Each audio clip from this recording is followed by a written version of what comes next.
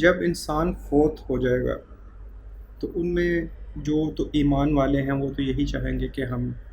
زندگی کی طرف واپس لوٹ کر نہ آئے،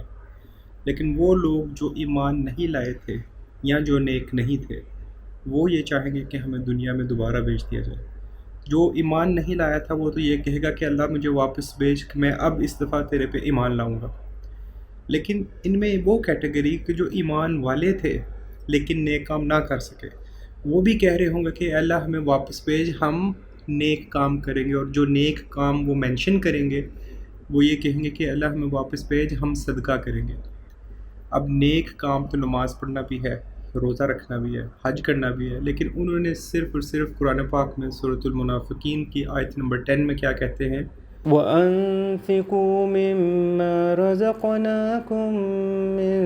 قَبْلِ أَن يَأْتِيَ أَحَدَكُمُ الْمَوْتُ فَيَقُولَ رَبِّي لَوْلَا أَخَّرْتَنِي إِلَىٰ أَجَلٍ قَرِيبٍ فَأَصَّدَّقَ وَأَكُن مِّنَ الصَّالِحِينَ۔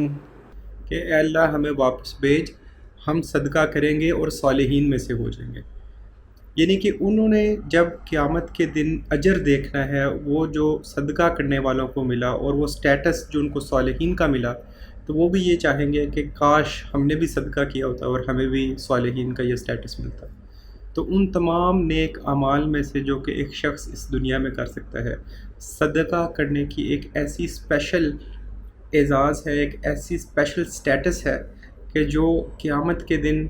لوگوں کی ایک خواہش کا جو ہے وہ بنے گا، خواہش ان کی ہوگی کہ کاش ہم نے صدقہ کیا ہوتا ہے، یا اے اللہ ہمیں واپس بھیج کے ہم صدقہ کریں اور وہ عظیم اجر پا سکیں جو تو نے باقی لوگوں کو دیا۔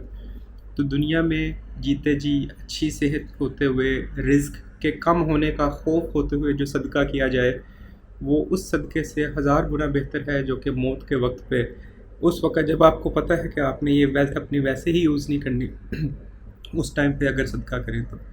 تو اللہ تعالیٰ سے دعا مانگیں اور کوشش کیا کریں کہ روزانہ کچھ نہ کچھ صدقہ یا کوئی ایک کانسٹنٹ صدقہ آپ کریں، ایسا جو کہ آپ کے لیے قیامت تک کے لیے صدقہ جاریہ بھی بنے اور آپ کے